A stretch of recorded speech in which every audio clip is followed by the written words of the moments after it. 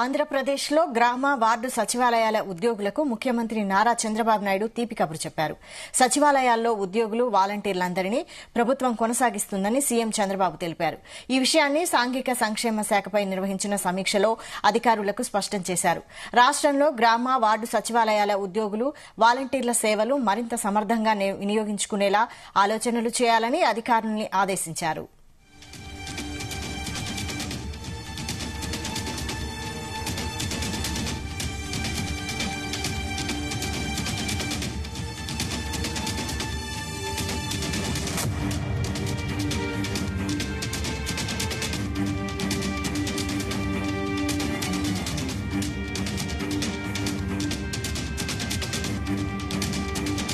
ఆంధ్రప్రదేశ్లో గ్రామ వార్డు సచివాలయాల ఉద్యోగులకు ముఖ్యమంత్రి నారా చంద్రబాబు నాయుడు తీపి కబురు చెప్పారు. సచివాలయాల్లో ఉద్యోగులు, వాలంటీర్లందరినీ ప్రభుత్వం కొనసాగిస్తుందని సీఎం చంద్రబాబు తెలిపారు. ఈ విషయాన్ని సాంఘిక సంక్షేమ శాఖపై నిర్వహించిన సమీక్షలో అధికారులకు స్పష్టం చేశారు. రాష్టంలో గ్రామ వార్డు సచివాలయాల ఉద్యోగులు, వాలంటీర్ల సేవలు మరింత సమర్థంగా వినియోగించుకునేలా ఆలోచనలు చేయాలని అధికారుల్ని ఆదేశించారు.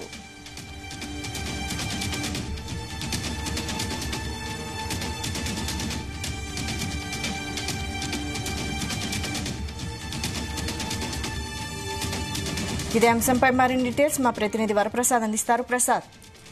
వైశాలి, ఆంధ్రప్రదేశ్ లో వాలంటీర్ల వ్యవస్థ ఉంటుందా, తీసివేస్తారా అనే ఒక సందిగ్ధ పరిస్థితులు ఒక రకంగా ఒక త్రిశంకు సర్గం లాంటి వాతావరణం నెలకొంది.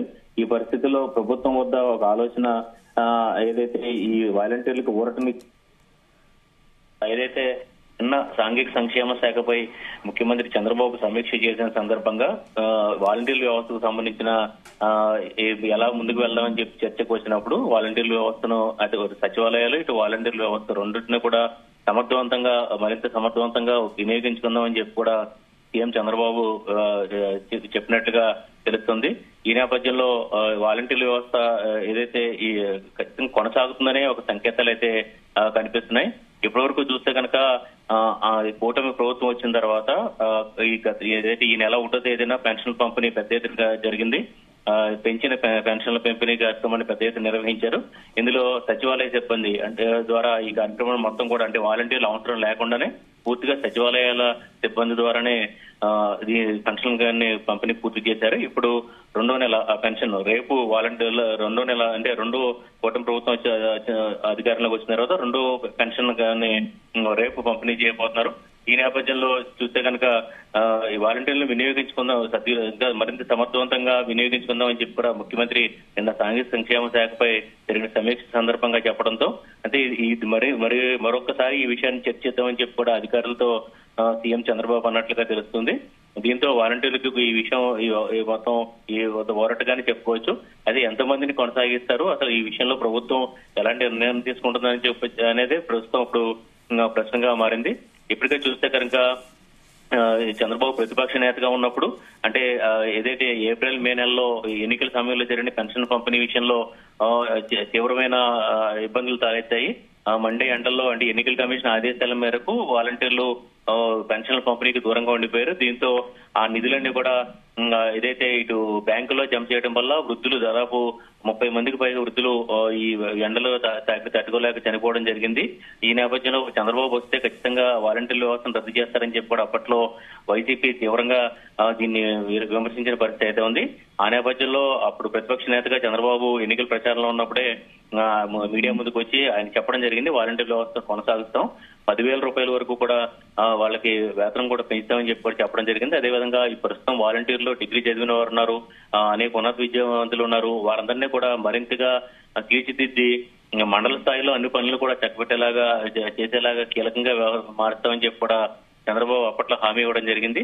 అయితే గత నెలలో పెన్షన్ల పంపిణీ సందర్భంగా వాలంటీర్లు పూర్తిగా దూరంగా ఉన్న నేపథ్యంలో వారందరూ కూడా ఆంధ్రప్రదేశ్ లో దాదాపు 2 లక్షల మందికి పైగా వాలంటీర్లు పరిస్థితి అగమ్యగోచరంగా మారింది. ఈ నేపథ్యంలో అనేక మంది వాలంటీర్లు, వేల సంఖ్యలో వాలంటీర్లు అక్కడ స్థానికంగా ఉన్న ఎమ్మెల్యేలు, మంత్రుల వద్దకు వెళ్లి మొరపెట్టుకున్నారు, తమను కొనసాగించాలని చెప్పి కూడా మొరపెట్టుకున్న పరిస్థితి ఉంది. ఇప్పటికీ చూస్తే కనుక సచివాలయాలకి కొంతమంది వాలంటీర్లు వచ్చి వెళ్తున్నారు. అయినప్పటికీ కూడా వాళ్ళకి ఎలాంటి విధులు కూడా అక్కడ సిబ్బంది కానీ ఇవ్వట్లేదు.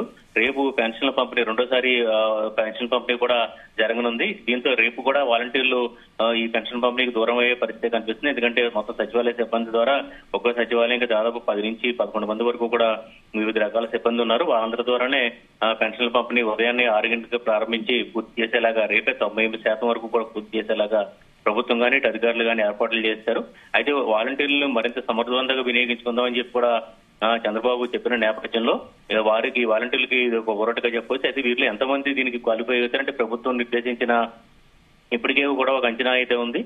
ఏదైతే డిగ్రీ చదివిన వారు అదేవిధంగా కొద్దిగా కొంత నాలెడ్జ్ ఉన్న వారినే వాలంటీర్లుగా తీసుకుంటాం. గత వైసీపీ ప్రభుత్వంలో చూస్తే కనుక మంత్రులే స్వయంగా వ్యాఖ్యానించారు. వైసీపీ కార్యకర్తలనే తాము వాలంటీర్లుగా తీసుకున్నామని కూడా చెప్పడం జరిగింది.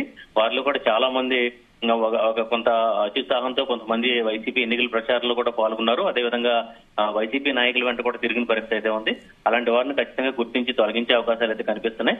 మిగిలిన వారు ఎవరైతే క్వాలిఫైగా ప్రభుత్వం నిర్దేశించిన ఏదైతే డిగ్రీ కావచ్చు లేదంటే ఇతర కంప్యూటర్ నాలెడ్జ్ ఇవన్నీ కూడా రీచ్ అయితే మాత్రం ఖచ్చితంగా వారిని కొనసాగించే అవకాశం అయితే ఉంది. అయితే వీళ్ళు ఎంత ప్రభుత్వం ఎలాంటి నిబంధనలు పెడుతుంది, వీళ్ళు ఎవరెవరు దీనికి క్వాలిఫై అవుతారన్నది చూడాల్సి ఉంది. అయితే ఇది మాత్రం మరోసారి సమీక్షలో చేసి నిర్ణయిద్దామని చెప్పి కూడా ముఖ్యమంత్రి చంద్రబాబు చెప్పిన నేపథ్యంలో మరికొన్ని నెలలు అంటే ఈ నెలకైతే వాలంటీర్లు కొనసాగించే అవకాశం అయితే లేదు. ఏదైతే ఈ ఏడాది ఆగస్టు 15 ప్రభుత్వానికి అత్యంత కీలకం కావడంతో ఆ రోజే అదైతే అన్నా క్యాంటీన్లు ప్రారంభం కావచ్చు లేదంటే ఇటు మహిళలకు ఉచిత బస్సు రవాణా ఇవన్నీ కూడా ప్రారంభించబోతున్న నేపథ్యంలో ముఖ్యమంత్రి చంద్రబాబు ఆ రోజే వాలంటీర్ వ్యవస్థపై ఒక ప్రకటన చేసే అవకాశం అయితే కనిపిస్తుంది. అయితే ఇప్పుడు వాలంటీర్లు తీసుకునే పరిస్థితులు ఏవైనప్పటికీ కూడా ఇది ప్రభుత్వం యొక్క ఉద్దేశం వాళ్ళని కొనసాగించాలని చెప్పి కూడా అర్థమైన నేపథ్యంలో వాలంటీర్లకి ఇది ఒక ఊరటగానే చెప్పుకోవచ్చు. Vaishali. Right. Thank you Prasad.